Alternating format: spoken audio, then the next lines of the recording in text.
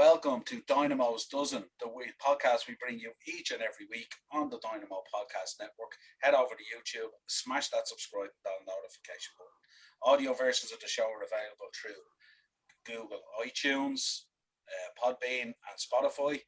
Joining me tonight for our UFC 264 preview, Greg and Ted from Retrotainment. How we doing, my men?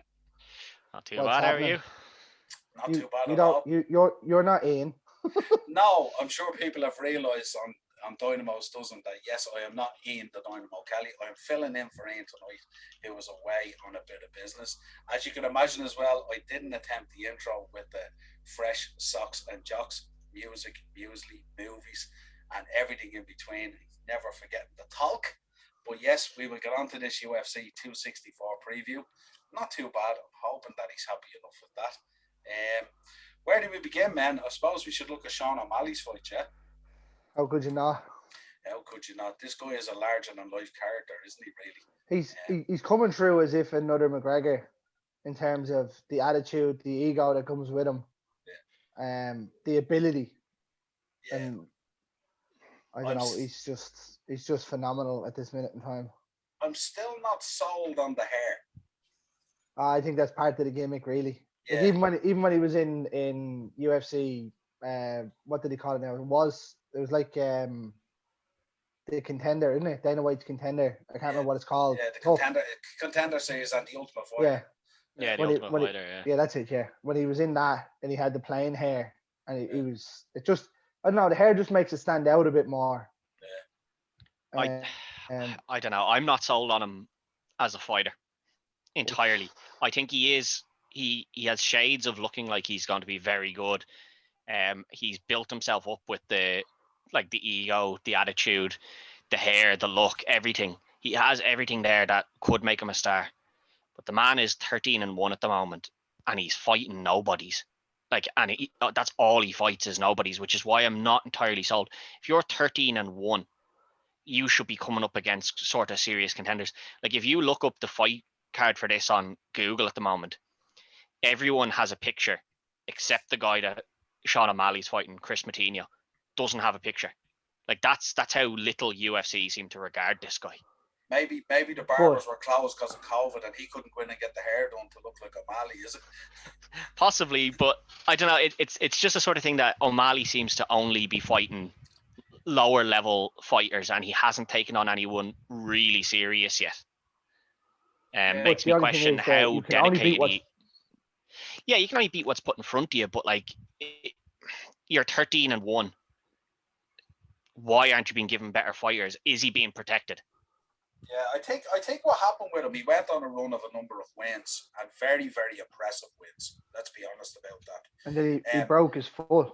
Then he broke his foot, and he had that loss as well. And when that loss came, he was just at the point of moving up into that echelon, if you like, to push towards a belt, if you like, or a top contender spot at least. And then he came out of that loss, you know what I mean? So it's kind of like, when you look at it on the face of 13-1, I understand what you're saying, Ted. You should think that he should be, well up on that stage at this stage, But I think the timing of some things that have happened have kind of just interrupted it on the way. I think he'll probably get there. There's no doubt about it. He's highly talented and he's a wrecking machine. Oh, like he's looked brilliant in every fight, but the problem just is that every fight has been against kind of lower level talent, like people that aren't at his level really. And 13-1, I'm not saying, he should be going for the title just yet, but he should be fighting, named fighters. It shouldn't still be kind of lower level talent in the bantamweight. Like he should be up there fighting. It's 13. Sorry to cut across you. It's 13-1, but he's 6-1 in the UFC. Do you know what I mean? And it's not the bantamweight isn't great. Let's be fair. Yeah, but he's not even fighting the guy who's in third place or fourth place or second place. His last one when he beat Thomas Almeida, he was 22-5, and he was regarded as the top bantamweight. Possibly, you know what I mean? yeah. The ranking system in the UFC is crazy. Like McGregor's still ranked extremely highly, and he's won one fight in 5 years.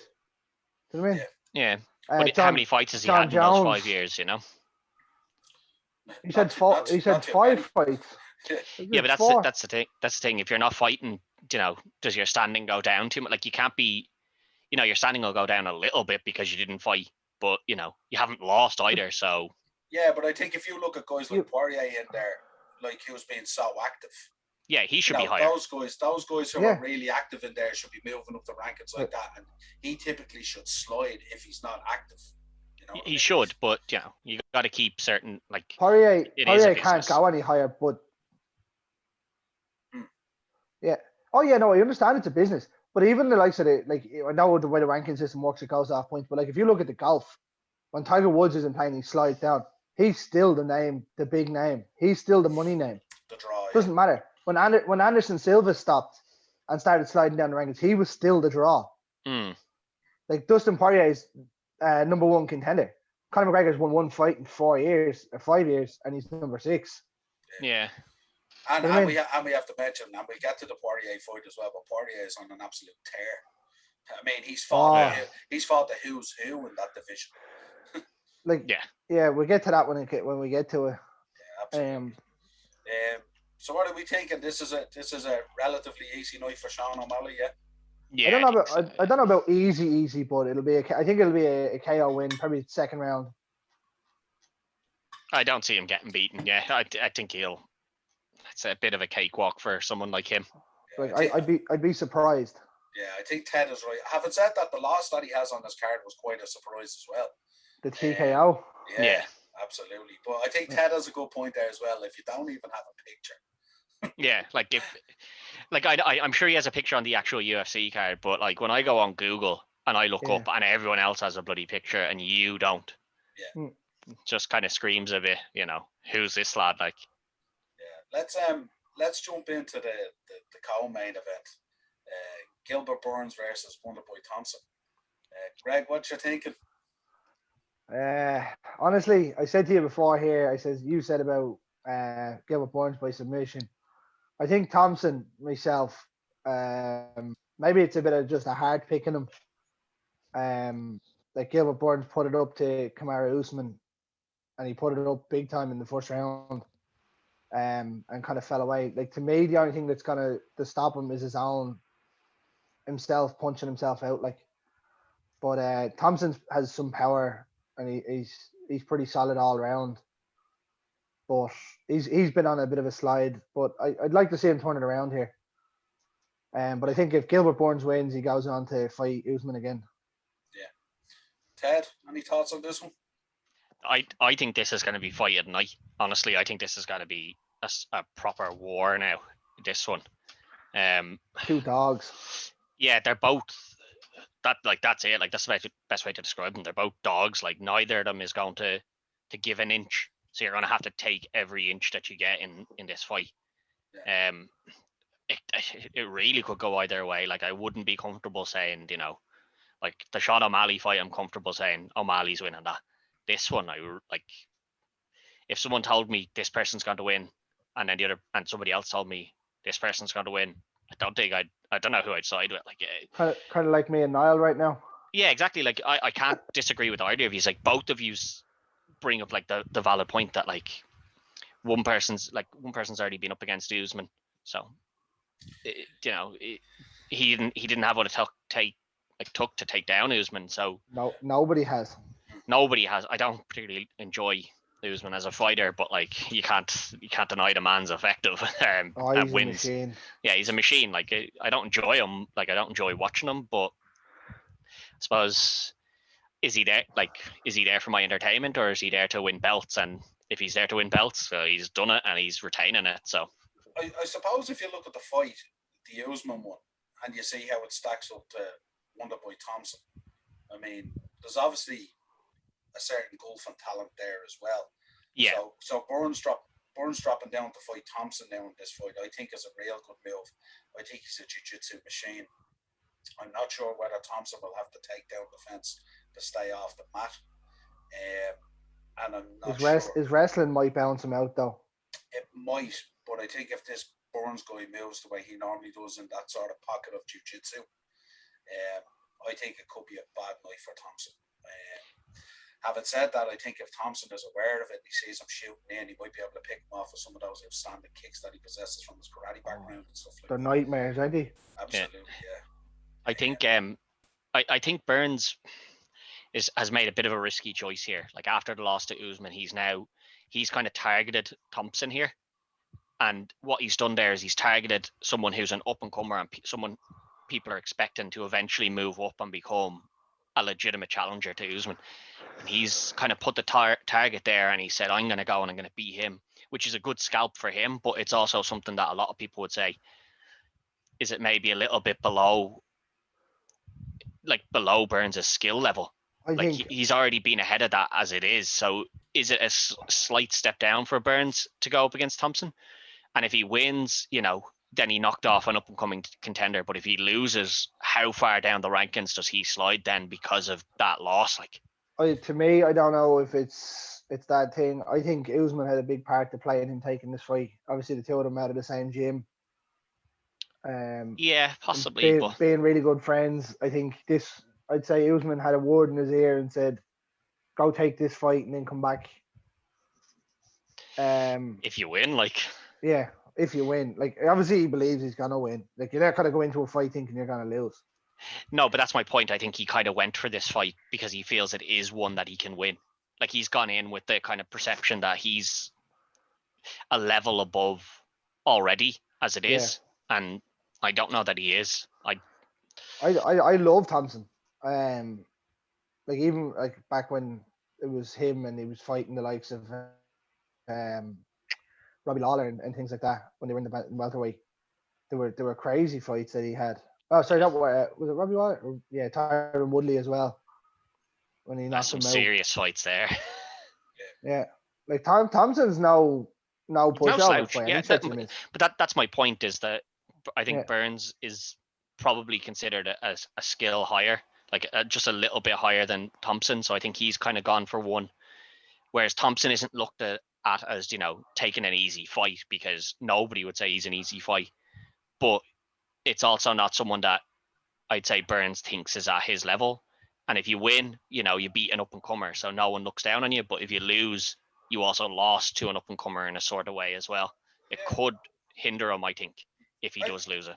I don't know whether he's not thinking he's at his level. I think what he's doing is he's trying to match up with someone stylistically to get a win, to pathway back again, you know what I mean? And I think, we've seen in the past, has Thompson matched up against a jiu-jitsu guy yet, a real high-level jiu-jitsu guy? Yeah, he lost to Damian Maia. Yeah. So, but that man is a submission machine. Yeah, absolutely. But again, if you remember in that fight, he had no answer to Maia when he was on his back. But I don't even think Usman would have an answer to Maia if he got him on his back.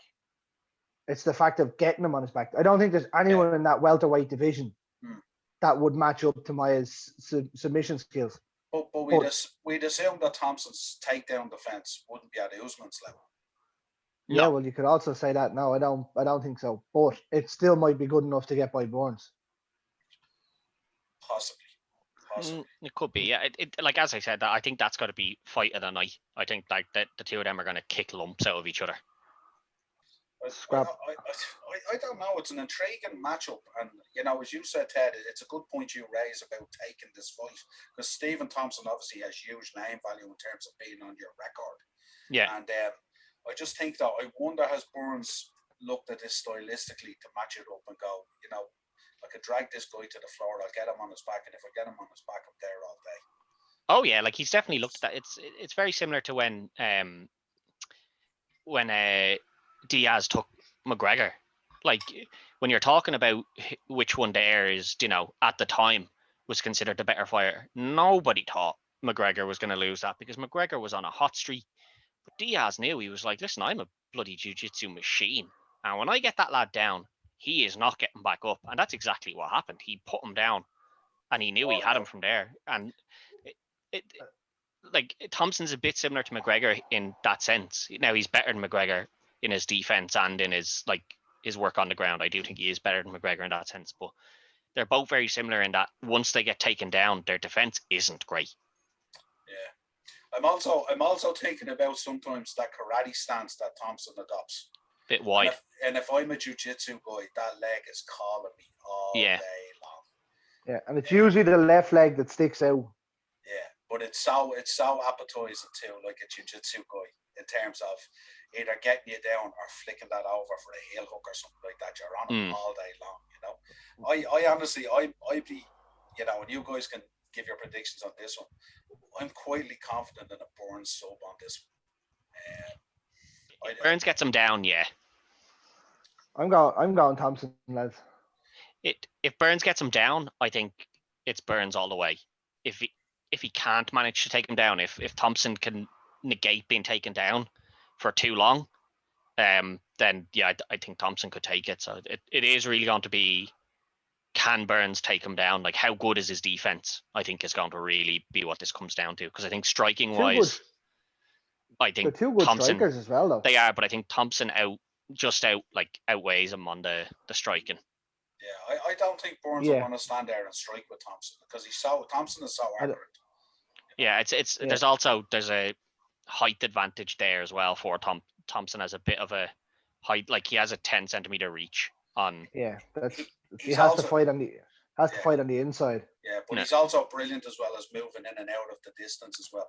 Yeah, that background that he has as well. So yeah, so it's intriguing. But so Ted, apart from all that, who are you going for then? Who's the pick?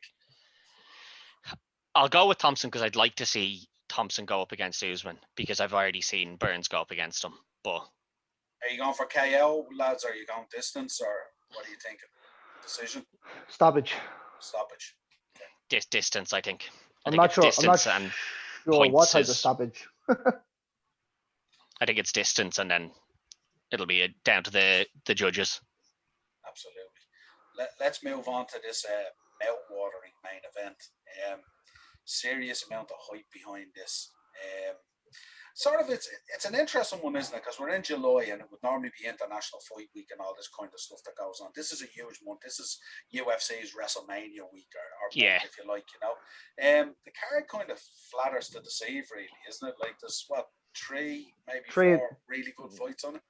Not even like in terms of looking at some of the other July fight weeks, there's one really. Yeah.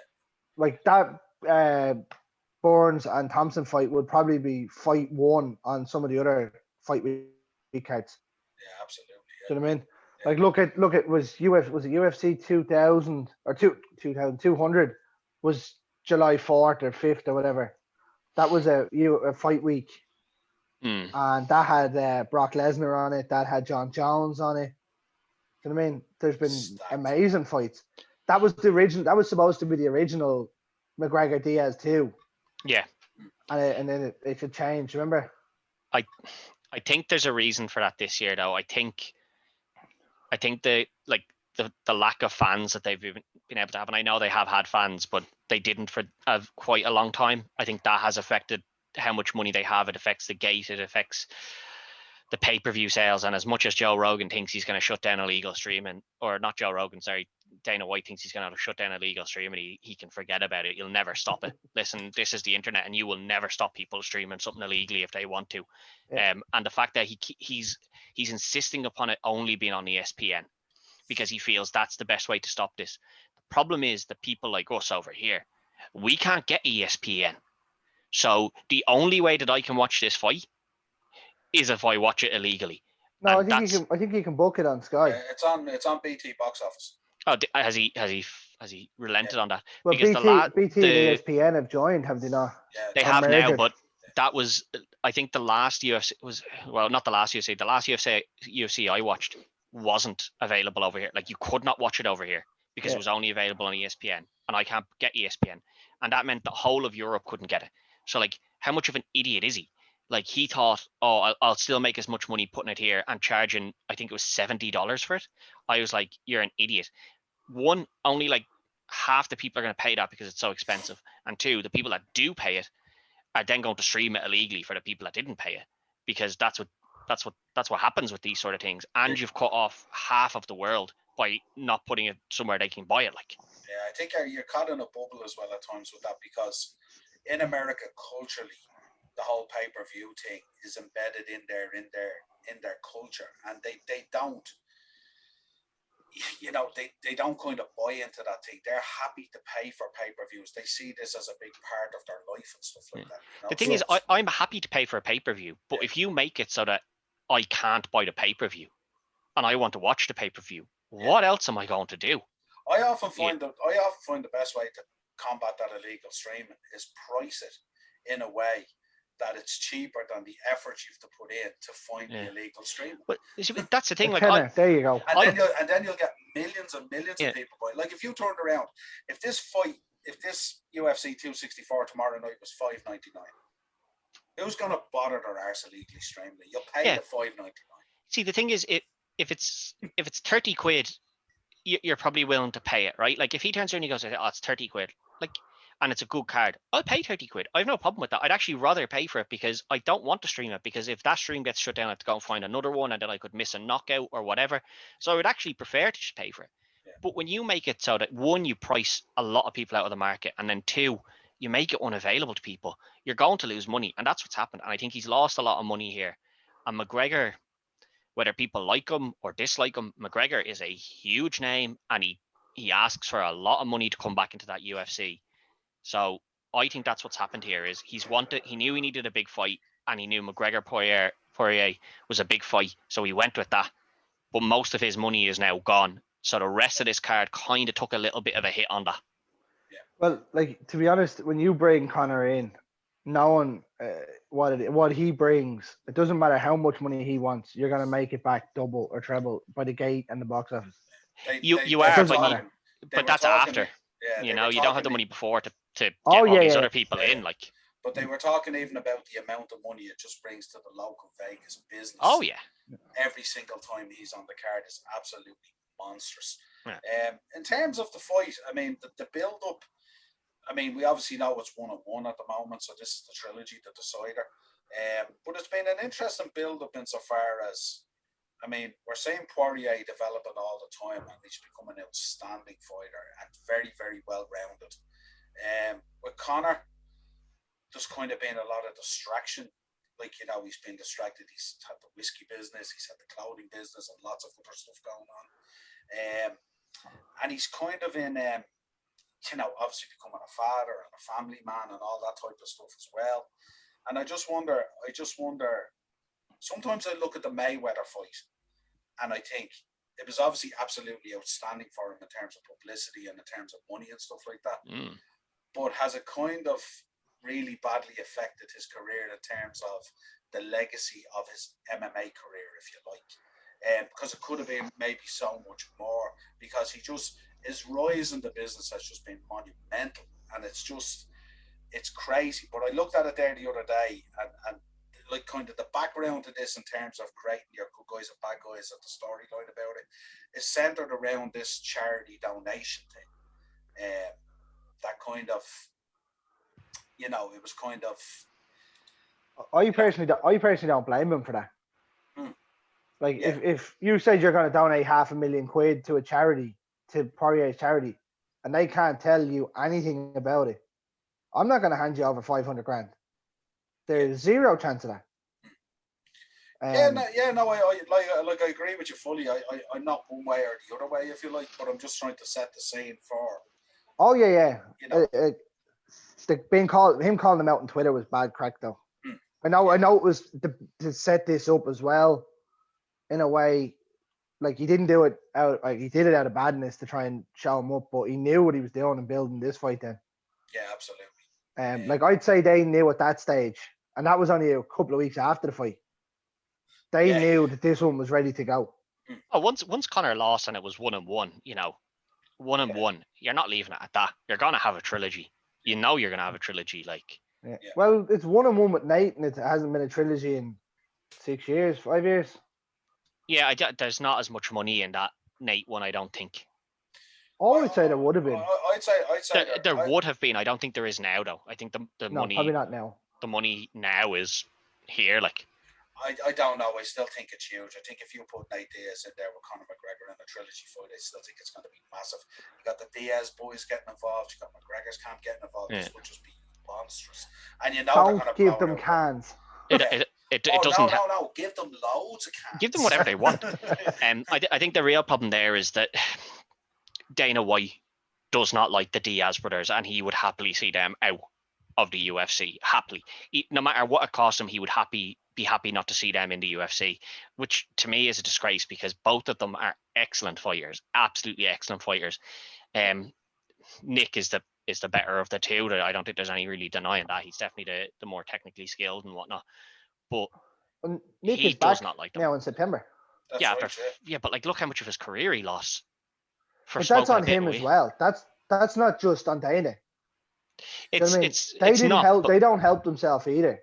No, but I mean, okay, Nick got in trouble for smoking a bit of weed, like, right? Yeah, that's just stupid, though. It is a bit, that's stupid, right? But then you have John Jones, who's been popped for nearly anything under the sun, and has a hit and run on his record, and he was welcomed back like as soon as possible, not a 5-year ban. Like, I mean, because John Jones is a king. But it doesn't matter if he like. It just shows that he doesn't like. Dana does not care about those Diaz boys. He'd happily just see them gone forever. I don't know about that. I wouldn't agree with that at all. I think he recognises that they're money.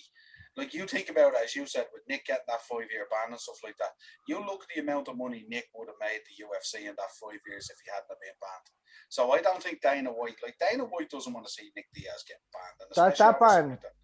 That ban didn't come from the UFC either, though. No, absolutely not. It came from the USDA. I'd say when Dana White has the Diaz brothers available in terms of stuff like that, that is box office for him, massive money. And if you think about it, a lot of cards, I know they've had a challenging time through COVID and Fight Island and all these kind of things.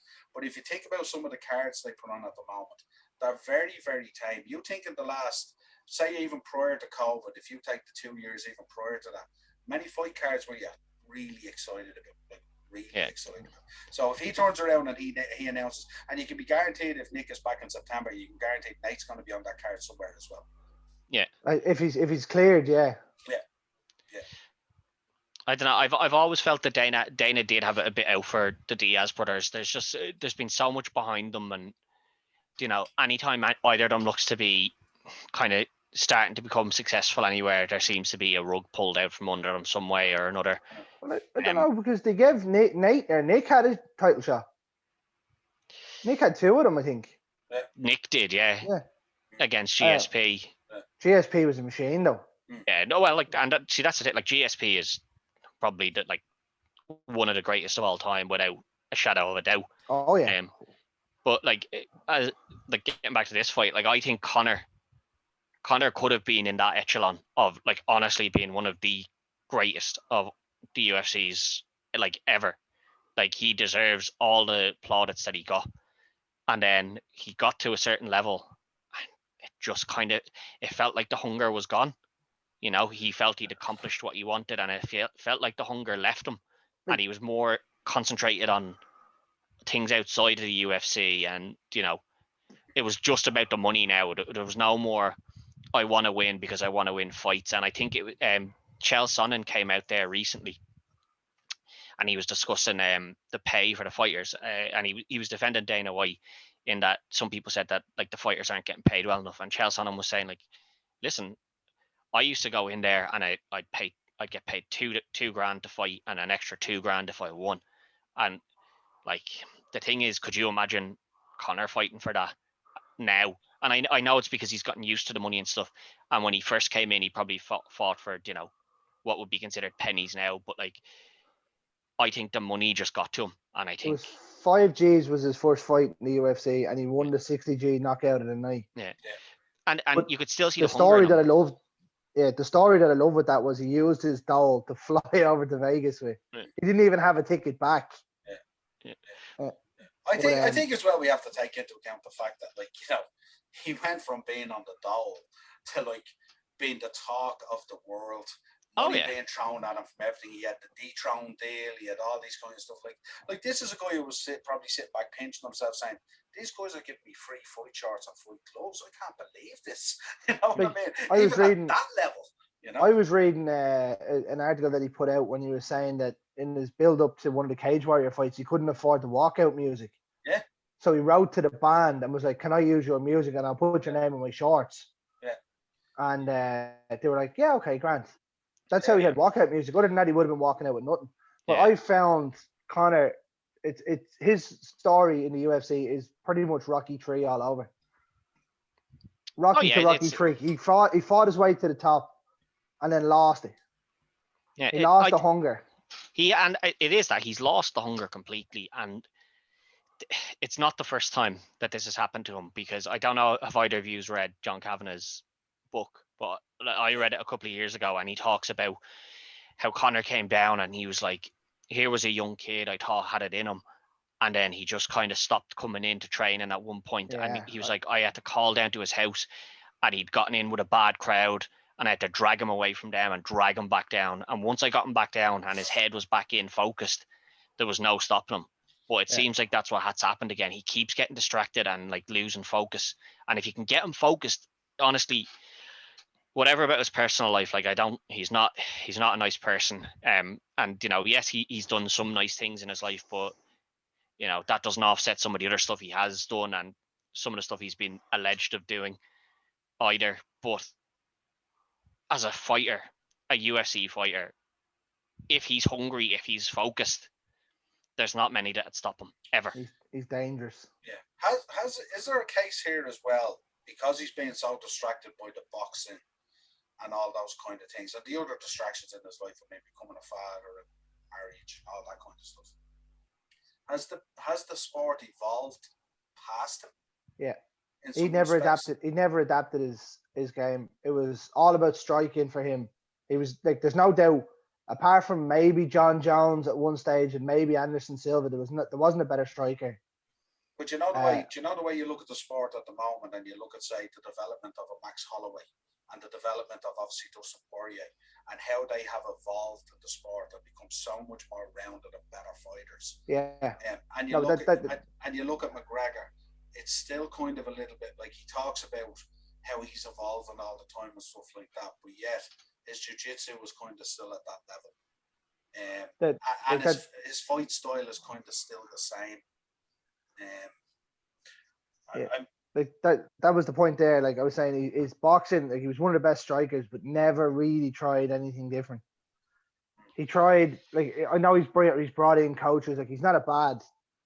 You wouldn't say he's terrible at ground and pound or wrestling and whatever, but like, these lads are training this day in, day out. And Conor will, I'd say, spends most of his time striking as it is. Yeah, I suppose we should have a chat about the press conference. To me, the press conference was kind of, was he trying to find the old Conor McGregor again? And he was trying too hard, and it came across as, you know, kind of trying to heavily think on the spot, you know, contrived, and he was trying to find those lines to give to all the MMA journalists, you know. They just didn't come as easy. They didn't come, and he was using some of the lines in there, like, you know, like calling him a toss pot. Yeah. The Americans haven't got a clue what a toss pot is. Yeah. You know what I mean? Like, so he was dropping a lot of, say, like, let's say, stuff that we got alerted to, Dublin kind of slang type of stuff. Yeah. That wouldn't necessarily be in that market there. And I thought Dustin handled himself really well. He just told me, he says, I'm absolutely going to destroy you. You know what I mean? His Dustin, the one thing that killed Dustin Poirier was Dustin Poirier. His head, when his head used to go, he used to let him in. He used to let people get to him. Yeah. Now he looks a different animal. He sits there, he's like, whatever. But like, Conor looked frustrated last night.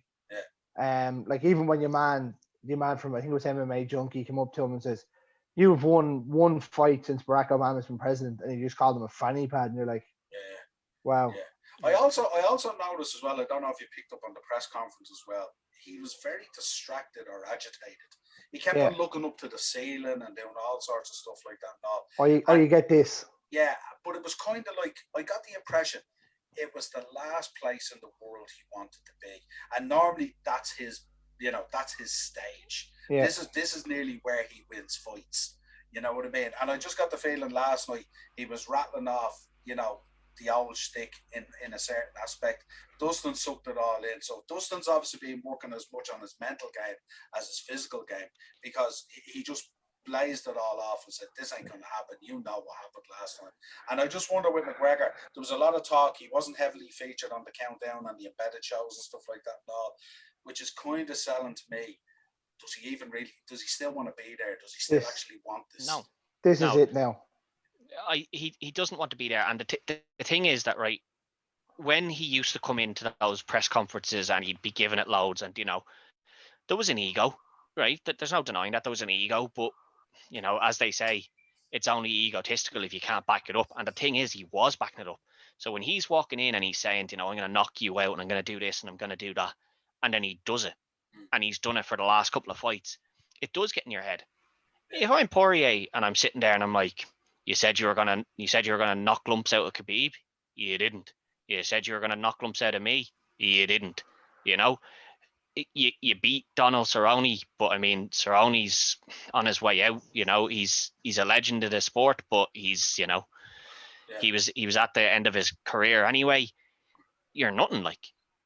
That idea of I'm gonna knock you out, it doesn't really carry weight when you can't do it anymore, or you haven't done it the last couple of times.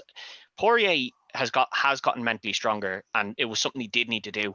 But it's easy to be mentally stronger against someone when they're talking shite and you're looking across at them and they're fidgeting and you can see this isn't the guy he used to be. This isn't the man that I lost to all those years ago. The man who came in and dominated this sport, and that's what McGregor did. He came in and he dominated that sport. He went in and he won a belt.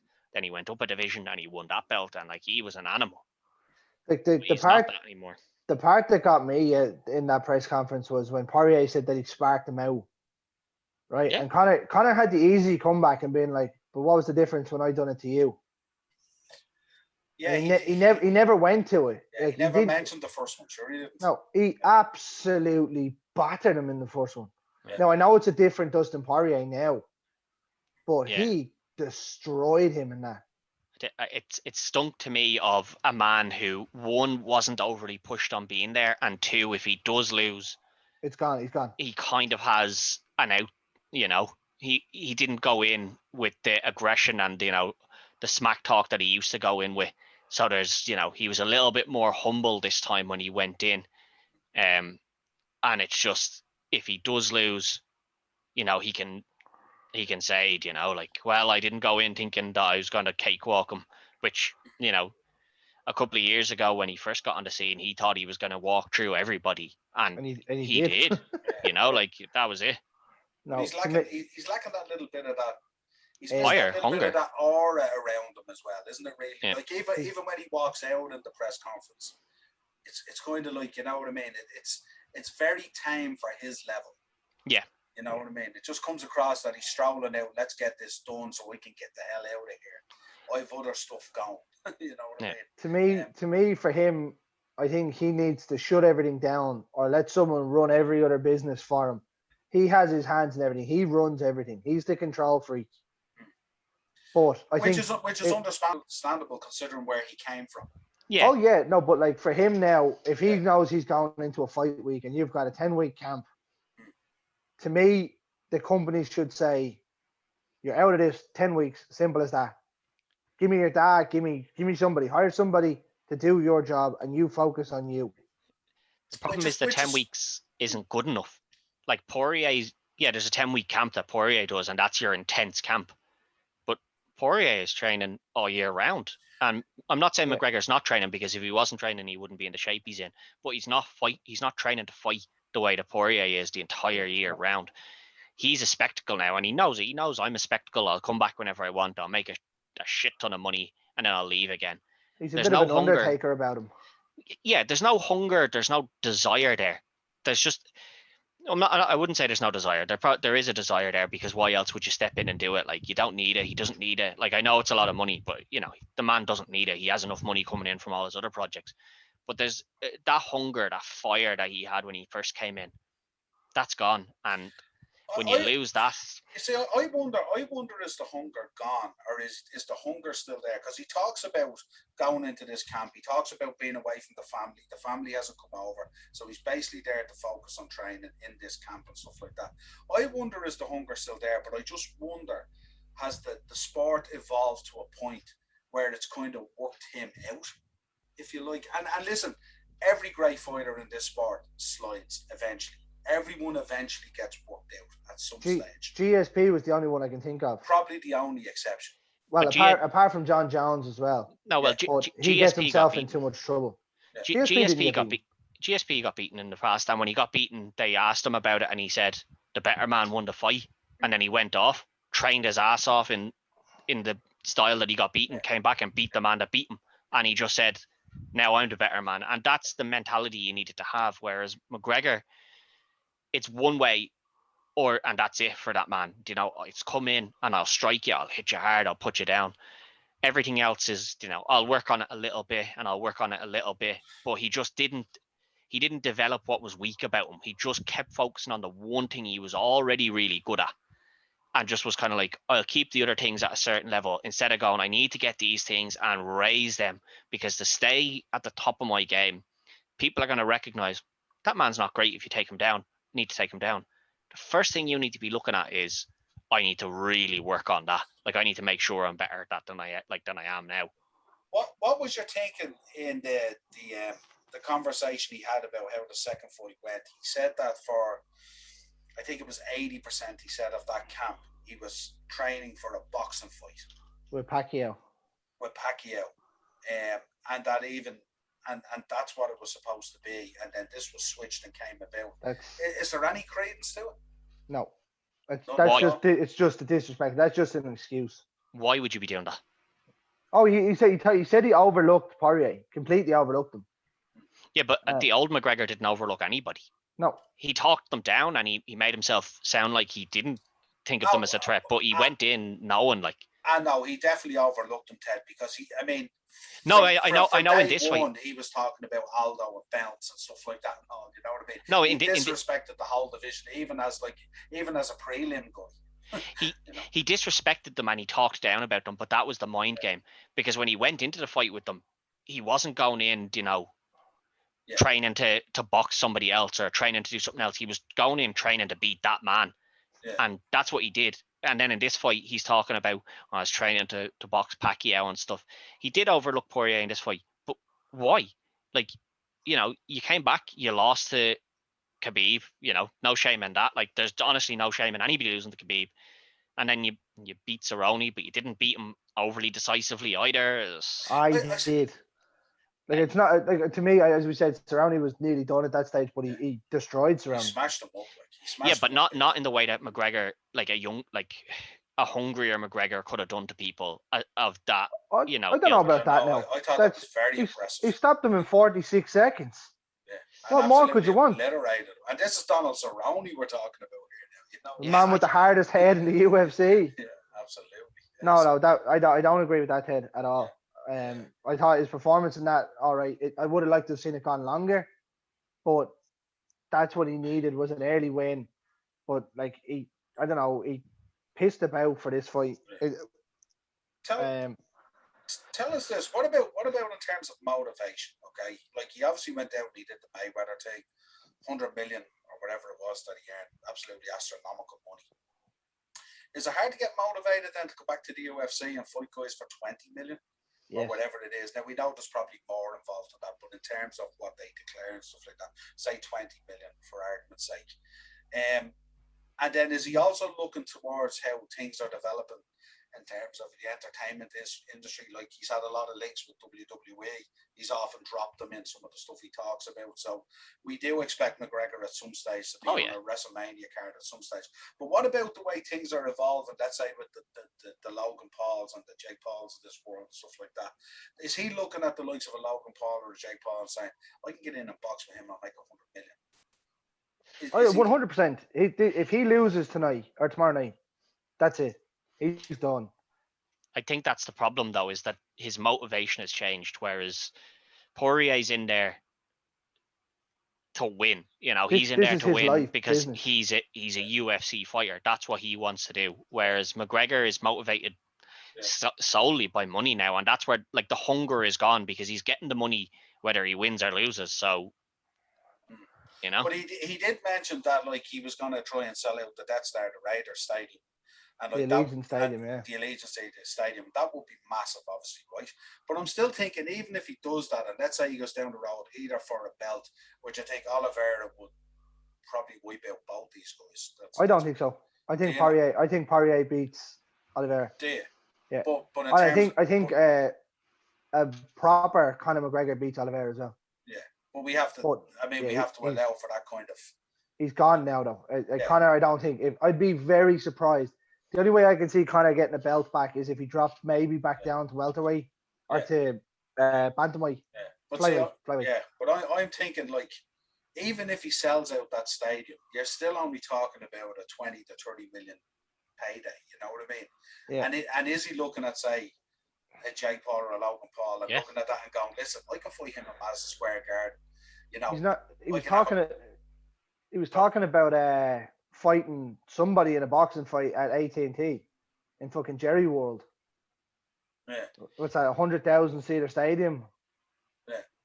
Like, you know what I mean? It's the passion of fighting is gone. Other fight. The passion He's already for fighting planned his next fight, I'd say. Is it the passion for fighting is gone, or is he trying to figure out a pathway to more money, but it kind of gives him the leeway to what he wants to do? Like, I mean, is he more suited to boxing? No, his footwork isn't good enough for boxing. His head but in terms of the way that MMA has evolved, is boxing... I don't think MMA's evolved that much. I think MMA has always been that way. I just think it's gotten better. It's not even that the quality's gotten better. It's just that when McGregor first came in, there was one, a hunger and a drive in him that like made him go for it. And two is that people have learned, they've watched him fight. You know, there was no tapes of him before he started knocking people out. You know, he was just some local Irish lad. No one in the States knew who he was. You couldn't train for a guy like that. And now they all know, you know, he's not great on the ground. You get him down and that's him beat. And he doesn't really have a great defense to stop you taking him down. And they've all learned that. And that's not the UFC evolving. It's just people have learned that McGregor hasn't evolved. The UFC is what it's always been. It's just him. He hasn't evolved himself. He hasn't continued to improve himself as a UFC fighter. He made it to the top of 2 divisions. Then he went off and he fought at Mayweather. He made a shit ton of money. And that's what he wants to do now. He wants to keep making money. And, you know, more power to him. Who doesn't want to make loads of money? You know, there's nobody out there that's going to tell you, I wouldn't fight. I don't want to make loads of money. I don't want to make 100 million.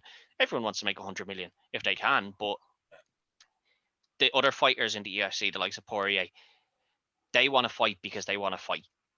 They're not still fighting because they want money. They're fighting because, you know, they want the money because, you know, they need to make a living. But they're fighting for the passion of the fight, the passion of becoming the champion. McGregor, I don't think he has that anymore.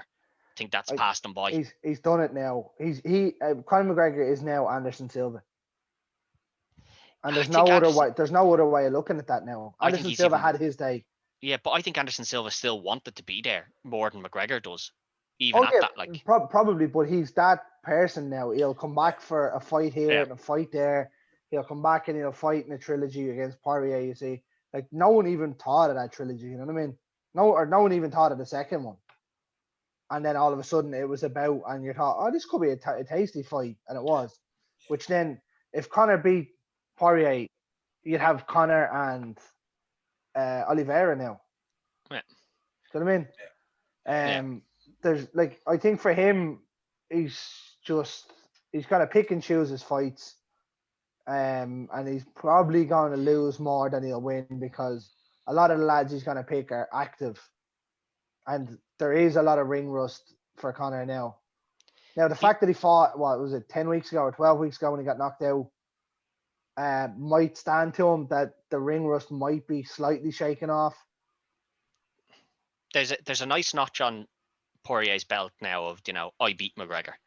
Yeah, I knocked him out. I was the first one to knock him out. McGregor, and he's, you know, he's looking to put that on again, but Poirier doesn't, like, out of the 2 that need this fight in terms of like for UFC standings, McGregor's the one that needs it, not he's Poirier. The chase, yeah. And that shouldn't have been the way with a guy like McGregor. McGregor should have, you know, with the talent he had and what he was doing when he first came in, he should have been a superstar. He should have been what people were talking about. for a lot. Yeah, he was for a few years, but like he should still be the person people are talking about as, is he the greatest of all time? That should be a question. Like, it shouldn't even be a question with his name. People should be nearly just saying that he is now at this point if he'd kept on that, and he didn't. That's on him. I suppose it's the same argument that we have when we talk about how the rankings work. You know, how do you judge these greatest of all times and stuff like that. Yeah. So taking all that into account, Greg, how do you see it going? Hart would say I want Conor, and I've had parties every time he's been fighting and things, but I can only see Dustin this time, and I think it's going to be a knockout, and that'll be that. Ted? Yeah, listen, national pride would have me go for Conor, and that'd be it. But smart money is Poirier. Poirier's motivated, he's hungry, and look at him, like he's a different animal than he was, and I don't see him getting beaten here. Certainly the business of the UFC would look McGregor back again, wouldn't they? Oh yeah, they'd want them. But like even dollars for them. Even the Irish media would, and as much as he's hated. If this gets to decision, it's only going one way. I could see it going Conor's way, regardless of like how the fight actually goes, because it's worth more to the UFC for Conor to win. But so it's up to Poirier. He needs to make sure it doesn't. This is it. This is the terms of boxing. When you fight in a championship fight in the champion's hometown. Now I know this isn't Conor's hometown, but Vegas might as well be for the UFC. Yeah. When you fight the champion has the advantage if it goes to points. Yeah. How often, apart from maybe Tyson Fury beating Klitschko, do you see a champion lose on points? Yeah, but that's the point. Tyson Fury went in and he said he knew he had to make sure that it was insanely decisive. Yeah, no, that's what I mean. But like, you very rarely see it. You do. So yeah. I think if it goes to points, you could see McGregor win. But in effect, like if there's no bias in, a business sense of who should win, I think Poirier will. Yeah. Or what you might say is if it's a close one, they'll call it a draw to get a rerun. Also a possibility. But no, I think a Poirier finish. Yeah. Yeah, I'm thinking. I'd love McGregor to bounce back and show us that McGregor again. You know what I mean? I'm thinking Dustin inside 2 rounds, and I think this could be another bad night for Conor. I just get the feeling he just doesn't want to be there, and that's why he's been away from stuff and all. Have you noticed though? Like when you look at Conor's losses, right? Look at the press conference, the build up to it. Right? When he lost to Diaz, he swung at him in the press conference. He got agitated very quickly. Really when he lost it, like an insecurity, isn't it? Yeah, when he lost to Khabib, obviously there was bad blood there, so that one was going to kick off no matter what happened. When he lost, like to Poirier, it was the same kind of thing. But like this time, he's come out and he's done it again now. Even the likes of when Ronda Rousey lost to Holly Holm, she done it. Do you know what I mean? You can nearly tell where the fight's going beforehand. But I think it's going to be a bad night. Now, I'd love to wake up Sunday morning and be like, yeah, brilliant. But I just don't see it. Yeah, absolutely. Well, gentlemen, absolute pleasure. Roll on tomorrow night. This is going to be without a doubt. Roll on tonight. Or roll on tonight, yeah, for the what's tonight weigh-ins, isn't it? Yeah, I love the old weigh-ins. Absolutely, yeah. That will tell us a lot as well. Actually. Yeah, the weigh-ins are something to tell you more than anything. When you see them walk out, like I remember that Aldo fight when I watched Aldo walk out against McGregor for that weigh-in. He walked out for that weigh-in, and I said it to Greg in one of the messages. I was like, Aldo's not winning this. He's like, look at him coming out to step up on those weighing scales, praying that he's overweight. But you know what? The one thing about that Aldo fight was, I'll never forget the start of it when Joe Rogan turned around and says he looks soft and he looks scared here. Yeah. And then it was all over in 13 seconds. A flash, yeah. Absolutely. Well, lads, this has been your preview for UFC 264 on with Dynamos dozen. Obviously, Ian's not here this week, so I filled in from. Hope I filled those big boots adequately. Pleasure having both you guys on as always. We did all right. Yeah, we did okay, didn't we? I'm sure he'd be happy. Obviously, head over to YouTube, Dynamo Podcast Network, for all the shows over there, Retrotainment. Also, check out our latest show from the 4 Podmen of Dynamo Dozen, where we interviewed Brian Clark, Adam Baum. Absolutely exceptional interview we had with him. Obviously, check out the two boys week on week with Retrotainment, absolutely banging out the content, and we will talk to you again real soon. Cheers, boys. Good luck. Look.